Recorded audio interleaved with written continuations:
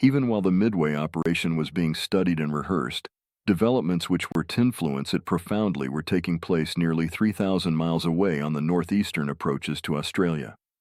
There, Vice Admiral Shigeyoshi Inouye's Fourth Fleet had launched the long-planned invasion moves toward Tulagi in the Solomons and Port Moresby in southeastern New Guinea, which on 7 May precipitated the Battle of the Coral Sea. As originally planned in January, the Tulagi and Port Moresby invasions were to have been carried out shortly after the occupation of Lae and Salamaua in early March. However, the appearance in the southeast area of an American naval force estimated to consist of 2 fleet carriers, 4 heavy cruisers, 4 light cruisers, and more than a dozen destroyers handled combined fleet to defer the operation until 4th Fleet could be reinforced with a carrier division from the Nagumo force and some additional heavy cruisers. These reinforcements, consisting mainly of Carrier Division 5, Zuikaku, Shokaku, and Cruiser Division 5, Miyoko, Haguro, finally reached 4th Fleet's home base at Truk just before the end of April. In addition, Combined Fleet released the light carrier Shoho to 4th Fleet Command for the operations.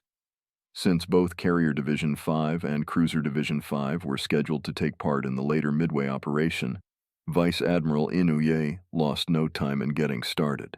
His operational plan called for the seizure of Tulagi on 3rd and May, with the main assault on Port Moresby to be carried out a week later.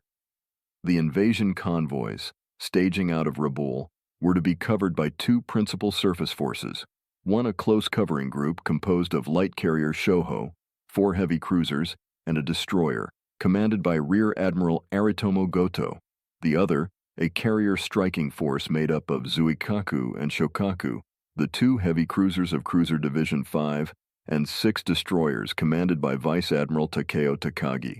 Under Takagi, carrier air operations were to be commanded by Rear Admiral Chuichi Hara, Commander Carrier Division 5. The 2 forces sortied from Truk on $30 April and 1 May respectively.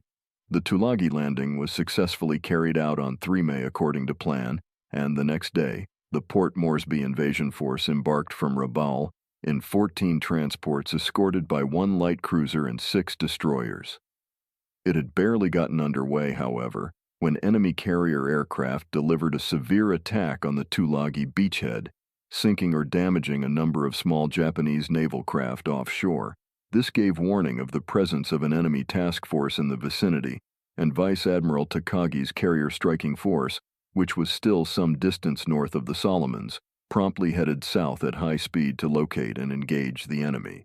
The Port Moresby convoy, not yet in danger, continued on its way, closely covered by Rear Admiral Goto's force. By the morning of 6th May, the Takagi force had skirted around the southeastern extremity of the Solomons and entered the Coral Sea, but it was not until the next day that it finally made contact with the enemy. At dawn on the 7th, search planes were launched from the carriers, and shortly thereafter one of them radioed back that it had sighted an enemy task force, including 1 carrier about 160 miles south of the Japanese position. The entire attack strength of Zuikaku and Shokaku, a total of 78 bombers, torpedo planes, and fighters, immediately took off to attack, but when they reached the reported enemy position, they found that the task force actually was only a large oiler escorted by a single destroyer. The 2 ships, later identified as Neosho and Sims, were subjected to a fierce attack which sank the destroyer and left the oiler heavily damaged and afire, with its crew abandoning ship. Only a short while after the attack groups had taken off and headed for their objective, Rear Admiral Hara, commanding the air operations, received reports from search planes of the Goto force, strongly indicating that the earlier sighting report had been erroneous and placing the enemy carrier group to the southeast of the Louisiade archipelago. It was too late, however, to divert the attack, and a precious opportunity to strike the first blow at the enemy carriers was lost. The failure proved costly for the Japanese forces, for while the Zuikaku and Shokaku air units were busy attacking Neosho and Sims, planes from the enemy carriers discovered a much more worthwhile target. Vice Admiral Inouye, commanding the overall Japanese operations from Rabaul, had already ordered the Port Moresby transport group to ready northward until the threat from the enemy carriers was eliminated. It was executing this order covered by Rear Admiral Goto's force when at 1100 on the 7th, a force of nearly 100 American bombers and torpedo planes spotted the covering group and delivered a fierce attack. The enemy aircraft concentrated almost entirely on light carrier Shoho, which was heavily hit and went to the bottom at 11:35. By the time the attack groups of Zuikaku and Shokaku were ready to take off again, it was late afternoon, and Rear Admiral Hara felt that it would be too risky to send his full strength against the enemy carriers, as the pilots would have to find their way back and land in darkness. Still, he was eager to strike as quickly as possible, and therefore decided to launch part of his strength for a dusk attack, using only picked crews trained in night operations. At 16:30, a force of 27 bombers and torpedo planes took off and headed for the enemy's estimated position. It failed, however, to spot the carriers, and instead had the misfortune to run into an enemy fighter patrol, losing several planes in the ensuing dogfight. The remaining planes turned back and on their way passed right over the enemy carriers without being able to attack because they had already jettisoned their bombs and torpedoes. Before dawn the next day, 8 May, the Takagi force again sent out float planes to look for the enemy, and at 8:24 they radioed back that they had spotted the American carrier group bearing 205 degrees, 235 miles from the Japanese force. The group was reported to include 2 carriers and 1 other large unit, probably a battleship. Zuikaku and Shokaku immediately launched their full attack strength, aggregating about 70 bombers and torpedo planes. At 11:20, the attack groups arrived over the target and began their assault against strong anti-aircraft fire and fighter opposition. The attack was highly effective, though not the total success that the reports of the returning flyers led Admirals Takagi and Hara to believe. According to these reports, both enemy carriers, one mistakenly identified as Saratoga, actually Lexington, and the other correctly as Yorktown, had been sent to the bottom, and a battleship or cruiser had been damaged. The actual results, not known to the Japanese until much later, were that Lexington, though not sunk in the attack, was so heavily damaged that she had to be abandoned and finished off by torpedoes from her destroyer escort later the same day, while Yorktown sustained a single bomb hit, which, though it caused considerable damage, did not put her out of action. In the meantime, the Takagi force also underwent attack by the air groups of the American carriers. The enemy planes, which were on their way at the same time that Japanese planes headed for Lexington and Yorktown, appeared over the Takagi force at 10:50 and continued attacking until 12:20. Zuikaku managed to elude the attack by heading into a rain squall which hit her from the enemy pilots, but Shokaku, absorbing the full fury of the assault, sustained 3 direct bomb hits which rendered her incapable of continuing flight operations. Consequently, Shokaku was ordered to withdraw, and Zuikaku had to recover the planes of both carriers. The tide of battle now appeared to have veered strongly in favor of the Japanese, for despite Thalos of Shoho and damage to Shokaku, Zuikaku remained unharmed, whereas both of the American carriers were believed to have been eliminated. This seemed to present an excellent opportunity for the Takagi force to continue the offensive and complete the enemy's destruction. At about 1700 on the 8th, however, Vice Admiral Inouye at Rabaul suddenly ordered the striking force to break off the action and retire, following this up a short while later with a further order postponing the Port Moresby invasion and directing the transport group to put back to Rabaul. The reason for the 4th Fleet commander's decision apparently was his estimate that, although the American carrier group had been crushed, the carrier air strength remaining on the Japanese side was insufficient to protect the invasion force against land-based air assault. When reports of Admiral Inouye's action reached Combined Fleet headquarters late on the 8th, Admiral Yamamoto, highly displeased at Inouye's failure to exploit the advantage gained in the carrier battle of that morning, dispatched a strongly worded order to the 4th Fleet commander, directing that every effort be made to complete the destruction of the enemy force. Takagi was consequently ordered to head south again and re-establish contact, but 2 days of searching for the enemy proved fruitless, and his force finally retired from the battle area on the night of 10 May. A tally of Japanese losses in the Battle of the Coral Sea showed Wright carrier Shoho, destroyer Kikuzuki, and 3 small naval units sunk, carrier Shokaku damaged, some 77 planes lost, and a total of 1,074 men killed or wounded. On the other hand, actual losses inflicted on the enemy, as learned after the war, were carrier Lexington, oiler Neosho, and destroyer Sims sunk, carrier Yorktown damaged, 66 planes lost, and 543 killed or wounded. Thus, if the Coral Sea battle can be said to have been a Japanese victory, it was a victory only by the narrowest numerical margin, even without taking into account the thwarting of the Port Moresby invasion. Certainly, the actual outcome was a far cry from the sweeping triumph which was announced to the Japanese nation over the radio to the stirring accompaniment of the Navy March. Rather than upset the time schedule already fixed for later operations, Combined Fleet now decided on an indefinite postponement of the move against Port Moresby, and ordered Carrier Division 5 and Cruiser Division 5 to return to the homeland immediately to prepare for the Midway invasion.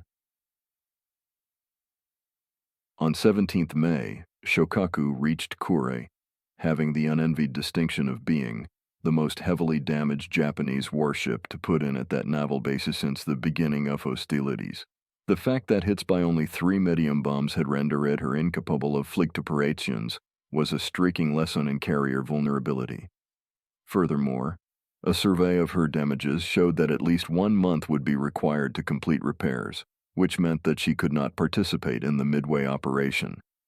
Carrier Division 5 flagship Zuikaku, which followed Shokaku into port a few days later, had escaped physical damage, but because of heavy losses of flying personnel, it was soon apparent that she also would not be available for the Midway operation. Even if aircraft and aircrew replacements were promptly provided, only a week now remained before the sortie of the Nagumo force, and it would clearly be impossible to give the replacement personnel enough shipboard training to enable the carrier to function effectively in battle. Thus, the Coral Sea victory had far-reaching consequences for the Midway operation. The elimination of Zuikaku and Shokaku deprived the Nagumo force of 1/3 of its air-striking power, possibly the margin that made the difference between victory and defeat. The unexpected exclusion of Carrier Division 5 from the Midway forces, however, did not diminish the optimism with which Combined Fleet Headquarters, or the Nagumo force for that matter, viewed the impending operation. As the 2 American carriers involved in the Coral Sea battle were both believed to have been sunk, the ratio of carrier strength available for the Midway contest still appeared to be overwhelmingly in Japan's favor. The Nagumo force, with the battle-tested carriers Akagi, Kaga, Soryu, and Hiryu still at its disposal, was fully confident of its ability to crush any enemy force that might be thrown against it. Even the Naval General Staff, which originally had opposed the Midway venture as too risky, now seemed to have little apprehension regarding the outcome. These calculations were, of course, proven wrong by later events. Yorktown had not been sunk in the Coral Sea, nor was she even damaged badly enough to keep her from participating in the next battle. The full story, as it became known to the Japanese after the war, showed that Yorktown hastened back to Pearl Harbor, where repair crews, by working around the clock for 2 straight days, succeeded in making her ready for sea in time to join the forces sent to forestall the Midway invasion. This achievement was in striking contrast to our own lackadaisical effort, as a result of which neither Shokaku nor Zuikaku was able to participate in the Midway operation. Final preparations. After the conclusion of the war games and staff conferences on board Yamato, during the first week of May, the flagship weighed anchor and proceeded from Hashirajima to Kure in order to load supplies and effect minor repairs. The harbor of the naval base seethed with tremendous activity. Ships kept arriving and departing in a never-ending procession, and small craft plied incessantly between the shore and warships moored in the harbor, shuttling supplies. Although the beginning of summer was almost at hand, Ryujo and Junyo, the 2 carriers assigned to Vice Admiral Hosogaya's northern force, were conspicuously loading quantities of heavy winter clothing and equipment, It was easy for their crews, as well as personnel of the base, to guess that a part of the forces would be operating in Arctic waters. On 18 May, Colonel Kiyonao Ichiki, commander of the Army detachment which was to participate in the Midway landing, went on board Yamato with his staff to confer with Admiral Yamamoto and to be briefed on the operational plan. This virtually completed the briefing of all the participating forces, and on the 19th Yamato returned to Hashirajima to make final sortie preparations. The next day, Admiral Yamamoto issued an order which finally fixed the tactical grouping of the fleet forces, as already outlined in the preceding chapter. The order also contained an estimate of enemy strength in the Midway, Hawaii, and Aleutians. Supplementing the above estimate, it was judged on the basis of Japanese intelligence that Midway was defended by a force of about 750 Marines, abundantly equipped with coastal defense guns and anti-aircraft artillery. The air strength based on the island, it was estimated, could rapidly be reinforced from Hawaii and might possibly be doubled as soon as the Japanese intention to attack became known. Intelligence indicated that the enemy's flying boats were conducting regular day and night patrols over a semicircular arc westward of Midway to a distance of 600 miles.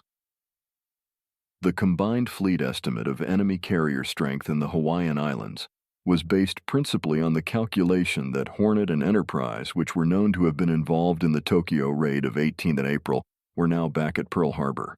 A possible third carrier was added to allow for the eventuality that one of the two carriers believed sunk in the Battle of the Coral Sea might have been only damaged and have succeeded in making it back to Hawaii, or that Wasp, whose whereabouts was not known, might be in the Hawaiian area. Ranger was definitely believed to be operating in the Atlantic. Lexington, actually Saratoga, was believed to have been sunk by a Japanese submarine near Hawaii in January 1942, but there were subsequent reports that she had gotten back to the United States West Coast and was undergoing repairs. That was all the enemy's carrier strength except for newly built escort carriers, a few of which were considered likely to be at Hawaii. These, however, because of their inferior speed, were not regarded as augmenting the enemy's effective strength for fleet combat. Despite the 20 May estimate, there were some indications that the enemy might be caught with even fewer than the 2 or 3 carriers, which combined fleet anticipated might be available in the Hawaiian area to oppose the Japanese invasion of Midway. On 18th May, a patrol plane of the South Seas Force had spotted an enemy task force with 2 carriers to the east of the Solomons, which suggested that Hornet and Enterprise had again sortied from Pearl Harbor to operate in the Southwest Pacific. This seemed to be confirmed by subsequent radio intelligence, indicating the presence of an enemy carrier force to the south of the Solomons, and also by a reported raid on Tulagi by enemy carrier planes a short while later. Should this enemy force continue operating in the Solomons area, it appeared likely that the Americans would have virtually no carrier strength available at Hawaii to throw against the Midway invasion force. The invasion would then be easy, but the hope of luring the enemy fleet into decisive battle would be gone. May 20th also saw the departure from Yokosuka and Kure of the transport group carrying the Army and Navy landing forces for Midway. The transports headed for the assembly point at Saipan, where they arrived on 24 May, Rear Admiral Takeo Kurita's support force of heavy cruisers simultaneously arriving at nearby Guam in preparation for covering the advance of the invasion convoy on Midway. Various units of Vice Admiral Hosogaya's northern force likewise began moving out of the western inland sea after the 20th, heading for Ominato, the staging point for the Aleutians invasion. Slowly, the massive battle forces were getting into motion. Forces which were to proceed direct from the inland sea to the battle area still had a week to wait. Admiral Yamamoto decided not to let this time go to waste, and on 21st May the main force, the Kondo Force, and Vice Admiral Nagamo's first carrier striking force went out through Bungo Strait into the open sea, and for 2 days engaged in fleet maneuvers, the biggest undertaken since before the outbreak of war, and the last ever to be staged in the open sea by the Imperial Navy.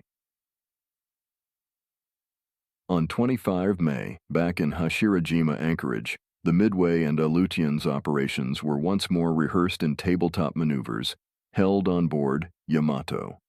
The assembled commanders and staff officers also listened to a detailed report of the Coral Sea battle given by Vice Admiral Takagi, who had commanded the Japanese force in that engagement. Now everything was ready for the big sortie. Force commanders and staff officers assembled at Hashirajima gathered on board Yamato and joined Admiral Yamamoto in toasting the success of the forthcoming operation with cups of sake bestowed by His Majesty the Emperor.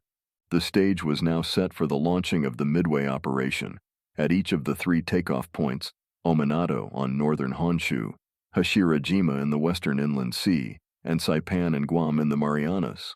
The forces were poised and ready to head for their objectives. Rear Admiral Kakuji Kakuta's 2nd Carrier Striking Force, assigned to the Aleutians prong of the offensive, was the first to sortie. Flying his flag and light carrier Ryujo, Kakuta took his force out of Ominato Harbor at noon on 26 May, transited Tsugaru Strait and set an easterly course across the northern Pacific. Late the same night, the force encountered a dense and seemingly endless fog, which made it difficult to keep formation since not one of the ships was equipped with radar and strict radio silence was in force. Even so, the fog was not entirely unwelcome, for it lessened the danger of discovery by enemy submarines known to be lurking in the water's east of Hokkaido. For this the officers and men were grateful, but at the same time they fervently hoped that the fog would be gone by 4 June, when the carriers were to launch their strike against Dutch Harbor. The following morning, 27 May, saw the departure of the Nagurno force from Hashirajima anchorage. As related in the opening chapter, the 21 ships of the force threaded their way through Bungo Strait at about noon and by nightfall were well into the Pacific, forging southeastward in circular cruising disposition. There was no indication that we had been discovered by enemy submarines, and I turned in for the night with a comfortable feeling that all was going well. My own luck, however, was not to hold. I had barely dropped off to sleep when I was suddenly awakened by sharp abdominal pains. Commander Tamai, Akagi's chief surgeon, was quickly summoned, and after a careful examination he announced that it was appendicitis and he would have to operate immediately. This was a hard blow, for it meant that I would be a helpless spectator of the exciting events about to begin. I asked Tamai if he couldn't possibly treat me so that I could keep going for another 10 days without an operation, but he was adamant. Commander Genda joined in, urging me to follow the surgeon's advice. The appendectomy was performed that night as Akagi sped in her way, and I awoke early the next afternoon in the ship's sick bay to find the sharp pain of the night before reduced to a dull ache, the aftermath of Tamei's surgery. A courseman who came in to see how I was getting on told me that our noon position had been 430 miles south of Tokyo and that we were now headed east. Meanwhile, the other forces were also sortying, according to plan. From Ominato, Vice Admiral Hosogaya's Northern Force main body and the Attu and Kiska invasion forces departed on the 28th. Far to the south, the transports carrying the Midway landing forces, escorted by Rear Admiral Tanaka's light cruiser flagship, Jinsu, and 12 destroyers, together with seaplane carrier Chaitos, tender Kamikawa Maru and other units, sortied from Saipan during that same evening. In order to deceive any enemy submarines that might be lurking in the vicinity, the invasion convoy first took a westerly course and skirted around to the south of Tinian before heading eastward. Rear Admiral Kurita's support group of heavy cruisers sortied almost simultaneously from Guam and took a parallel course about 40 miles to the southwest of the invasion convoy. Last to sortie were the main body of the Midway invasion force under Vice Admiral Kondo and the main force under direct command of Admiral Yamamoto. Kondo's ships began moving out of Hashirajima during the early morning of 29 May, light cruiser Yura and 7 destroyers of Destroyer Squadron 4 leading the way, followed by cruiser divisions 4, Atago, Chokai, and 5 Miyoko, Haguro, battleship division 3. Lessett's second section, Hiei, Kongo, light carrier Zuiho and 1 destroyer. Admiral Kondo flew his flag in heavy cruiser Atago. After passing through Bungo Strait, the force headed eastward. Admiral Yamamoto's main force of 32 ships sortied on the heels of the Kondo force. Light cruiser Sendai and 20 destroyers under Commander Destroyer Squadron 3, Rear Admiral Shintaro Hashimoto, were in the van, followed by Cruiser Division 9, light cruisers Kitakami and Oi, under Rear Admiral Fukuji Kishi, Battleship Division 1, Yamato Nagato Mutsu, directly under Admiral Yamamoto, and Battleship Division 2, Ise Hyuga Fuso Yamashiro, under Vice Admiral Takasu. Light carrier Hosho and 1 destroyer brought up the rear. It was 5 months since the battleship group had last sortied from Homewooders. Throughout the first phase of operations in the southern area, it had remained in the inland sea training rigorously for what it hoped would be a major role in the anticipated decisive battle against the American fleet. The officers and men of the big battle wagons were still confident that their massive firepower would win the battle when it came. Now, at last, it looked as if they were going to have their chance to prove it, and the morale of the crews was high. The strength of the force was greater than ever by reason of the addition of Yamato, armed with the heaviest guns afloat, now making her maiden sortie. As the main force headed for Bungo Strait, destroyers patrolling outside the strait suddenly reported sighting 2 enemy submarines. Radio intelligence had also reported a total of 6 enemy submarines operating in waters close to the homeland, and 4 more operating to the northeast of Wake Island. Anti-submarine operations by surface units and planes from Kure Naval Base were immediately intensified, and all ships of the Kondo and Yamamoto forces were ordered to proceed under strict anti-submarine alert. Both forces passed through the danger area happily without mishap. After reaching the open sea, the main force shifted its cruising disposition, the battleships forming 2 parallel columns with Yamato, Nagato, and Mutsu on the right and Ise, Hyuga, Fuso, and Yamashiro on the left. Between the 2 columns light carrier, Hosho took position ending Gaged in launching and recovering anti-submarine patrol planes. Light cruiser Sendai and 20 destroyers formed a circular screen around the battleship group at a distance of 1,500 meters. Light cruisers Kitakami and Oi were stationed on the rear flanks, 10,000 meters apart, to guard against tracking enemy submarines. The force proceeded southeast at a speed of 18 knots, zigzagging at intervals of 5 to 10 minutes. As I lay in Akagi's sickbay convalescing from the operation I had undergone on the night of our sortie, my thoughts naturally centered on the momentous operation in which our fleet was engaged. I thought especially of the heavy burden of responsibility resting on the shoulders of our own commander, Admiral Nagumo, whose force was spearheading the attack. Would he measure up to this responsibility?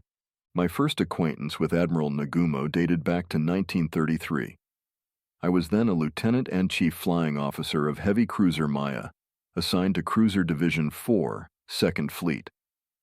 Besides Maya, the division comprised flagship Chokai, Takao, and Atago, Japan's newest heavy cruisers. Nagumo, then a captain, was commanding officer of Takao. My duties brought me into frequent contact with Captain Nagumo, a capable, intelligent, and energetic officer who was rated high among the many able captains in the fleet. He belonged to what Navy officers called the Red Brick Group. This meant that he had already served a tour of duty in the Navy Ministry, the curious designation coming from the fact that the Navy Ministry building was made of red brick. He had also served in the Naval General Staff, on the staff of Combined Fleet, and as an instructor at the Naval War College.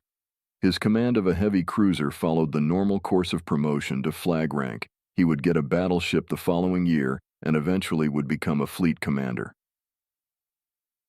In the Combined Fleet tactical organization prevailing at that time, the 2nd Fleet constituted the advance force.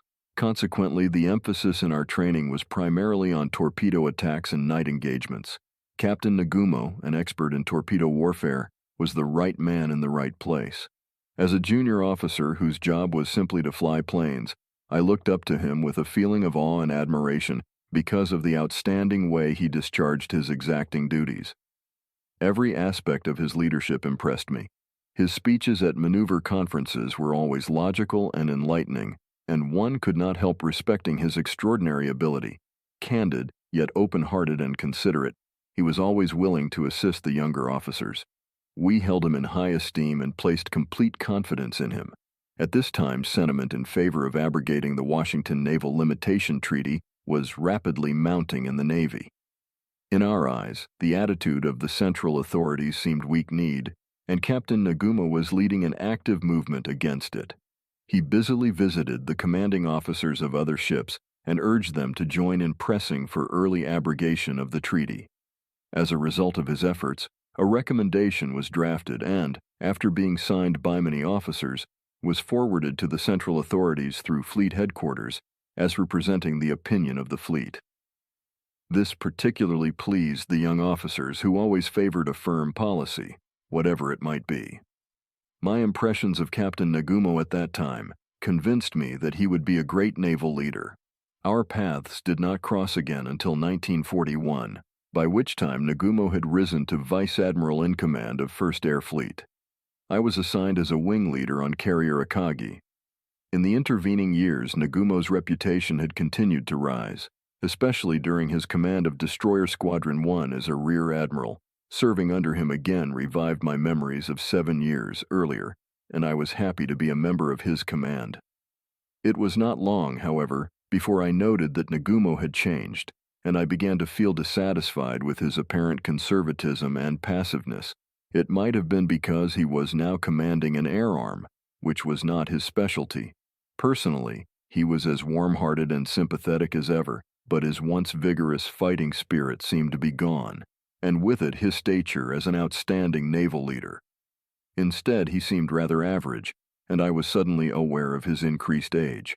In directing operations, he no longer seemed to take the initiative, and when plans were being developed, he most often merely approved the recommendations of his staff. Commander Genda, his operations officer, once summed up the situation to me in these words: "Whenever I draft a plan, it is approved almost without consideration. This might appear to make my job easier, but it doesn't. On the contrary, it is disquieting to see my own plans approved without any check from above, and then issued as formal orders. I am self-confident, but not so self-confident that I don't realize that anyone can make mistakes. Often I am puzzled over how to resolve an important problem. When I consider that a stroke of my pen might sway the destiny of the nation, it almost paralyzes me with fear.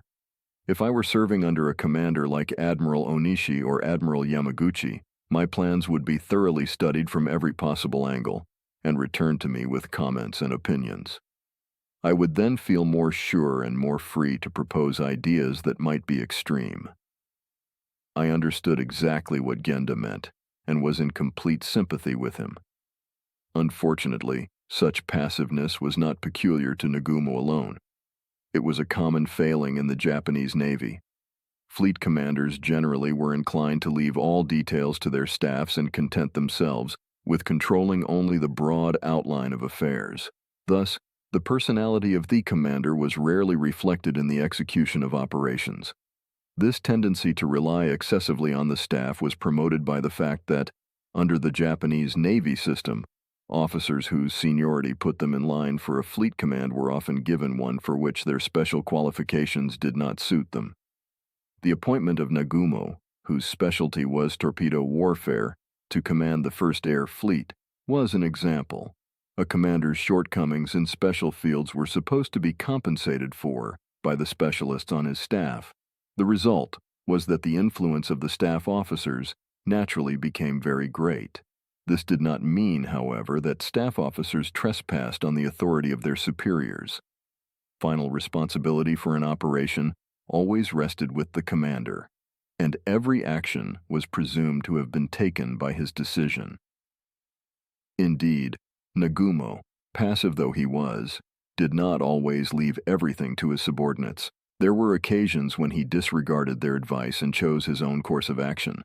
Developments, 30-31 May, the end of 29. May found the various Japanese forces forging ahead toward their objectives, without any hitch other than the fog still plaguing the Kakuta force. On the 30th, however, The weather also began to deteriorate over that part of the Central Pacific now being traversed by the Yamamoto and Kondo forces. In the afternoon, the Yamamoto force encountered rain and increasingly strong winds which caused the destroyers and cruisers to ship occasional seas over their bows, making navigation difficult. The formation cut its speed to 14 knots, and zigzagging was discontinued. It was not only the weather that was ominous. Yamato's radio crew, which was keeping a close watch on enemy communications traffic, intercepted a long, urgent message sent by an enemy submarine from a position directly ahead of the Japanese transport group. The message was addressed to Midway. It was in code, and we could not decipher it, but it suggested the possibility that the transport group had been discovered. If so, it would be logical for the enemy to surmise that the transports were almost certainly heading for Midway to attempt an invasion, since so large a convoy sailing east-northeast from Saipan could hardly be taken as merely a supply force going to Wake Island. Admiral Yamamoto's staff officers, however, were not greatly concerned. They nonchalantly took the view that if the enemy had guessed our purpose and now sent his fleet out to oppose the invasion, the primary Japanese objective of drawing out the enemy forces to be destroyed in decisive battle would be achieved. Bad weather continued in the Central Pacific on 31st May. Not only the Yamamoto and Kondo forces, but also Vice Admiral Nagumo's carriers, which were a few hundred miles farther east, encountered strong winds and occasional rain. Meanwhile, Yamato's radio intelligence unit observed further signs of enemy activity, especially of aircraft and submarines, in both the Hawaii and Aleutians vicinities. Admiral Yamamoto and his staff surmised that the activity around Hawaii might presage a sortie by an enemy task force, and they waited eagerly for reports of the flying boat reconnaissance, which was to have been carried out over Hawaii on this date.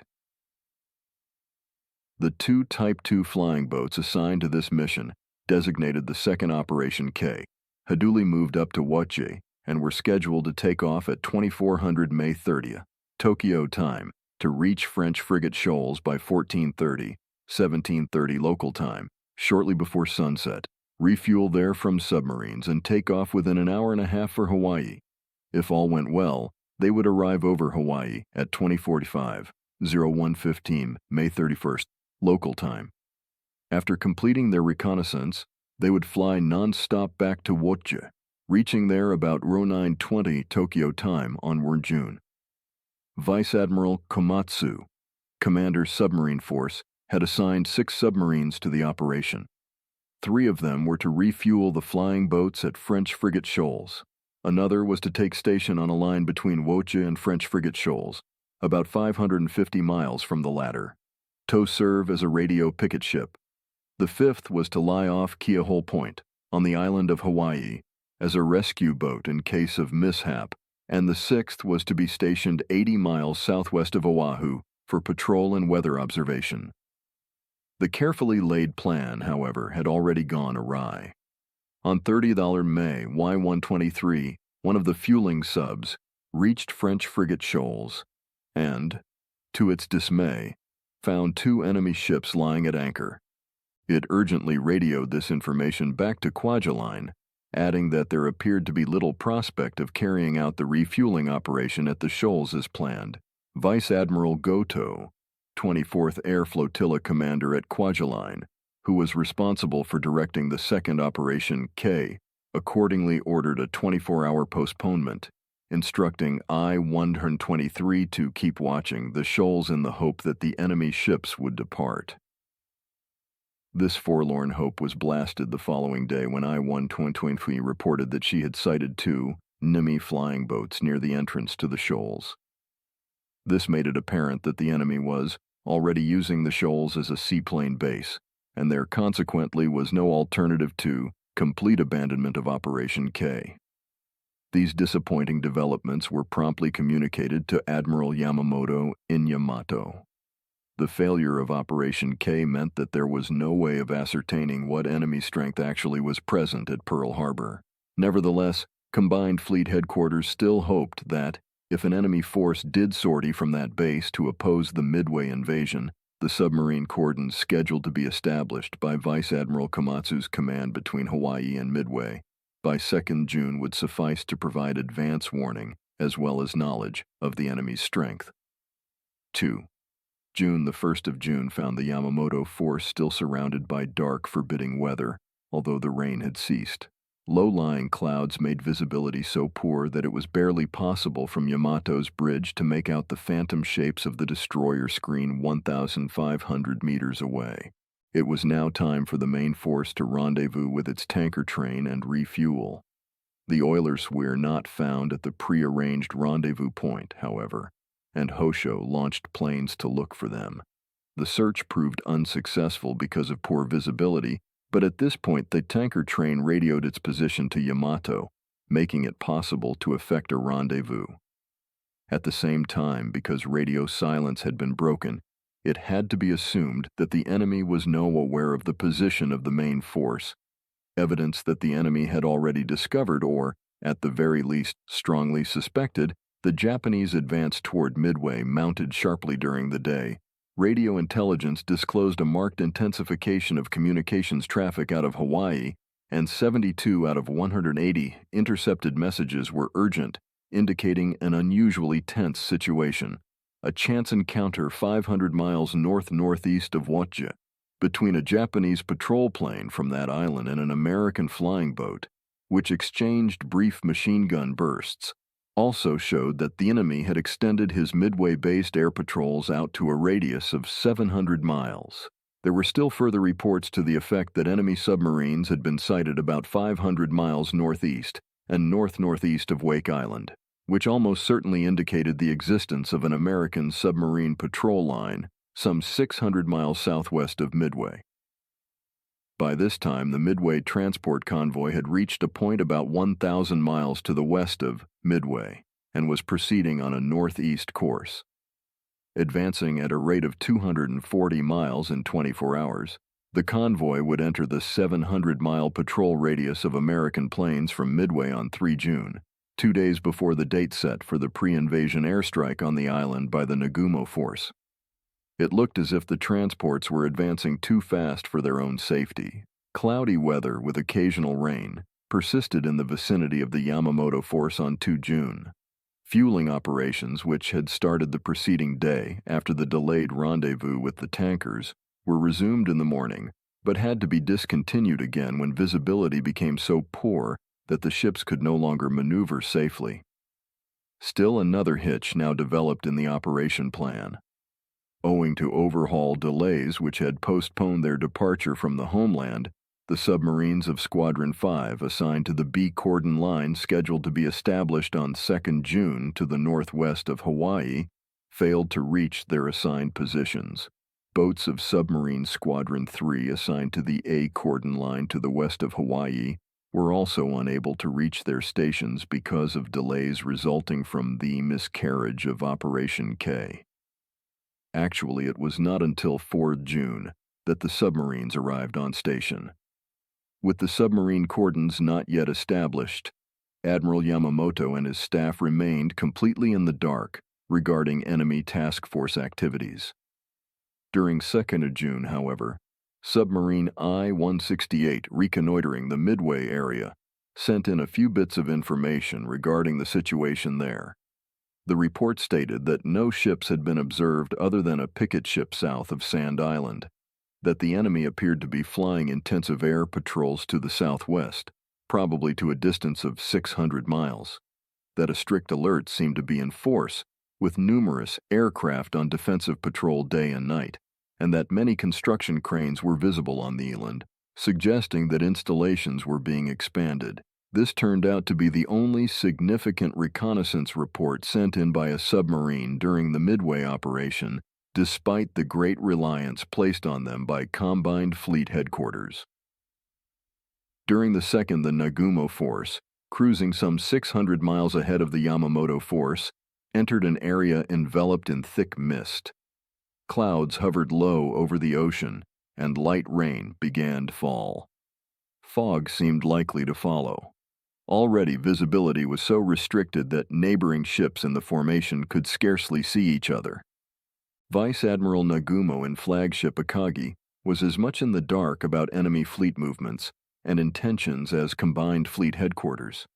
Indeed, because of Akagi's limited radio receiving capacity, coupled with the radio silence being observed by the advancing Japanese forces, he lacked much of the information which had been received by Admiral Yamamoto in the fleet flagship and which strongly suggested that the enemy was already aware or highly suspicious of a Japanese advance toward Midway and was preparing to counter it.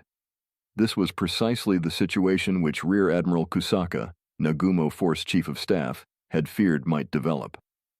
Prior to the sortie, he had repeatedly requested that Yamato relay all important radio intelligence information to Akagi, but it was apparent that Admiral Yamamoto and his staff still hoped that surprise had not been lost and felt it advisable to continue radio silence. Thus, as 2nd June ended, the Japanese forces were steadily approaching their objectives through adverse weather. Thus far, there was no certain indication that any of them had actually been detected by the enemy, and every man from Commander-in-Chief Combined Fleet on down hoped that the precious advantage of surprise was still in Japanese hands. June by dawn on 3rd June, the mist which the Nagumo force had encountered the previous afternoon had become a heavy blanket of fog. Steaming at fog navigation quarters, adjoining ships in the formation were often unable to see each other across their scant 600-yard intervals. Powerful searchlights were turned on, but they scarcely showed through the gloom. The task of maintaining zigzag courses through this endless veil, with only momentary and infrequent glimpses of consorting ships, was arduous and nerve-wracking. Yet it had to be done, for we were entering waters patrolled by enemy submarines. While the fog was advantageous in keeping us hidden from prying scout planes, this benefit was cancelled by the increased hazards of navigation. Moreover, the fog would not hamper the enemy's radar-equipped submarines, yet it prevented us from launching anti-submarine patrol planes. To cope with these and other problems that beset us, all ships were at full alert and double watches were posted at submarine lookout stations.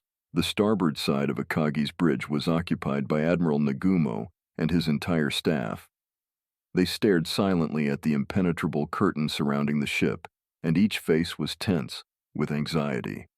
Captain Aoki and his navigation officer, Commander Miura, on the other side of the bridge, devoted their entire energies to keeping the ship on course and maintaining position in the formation. From time to time, they leaned out of the window in an effort to peer through the all-encompassing fog.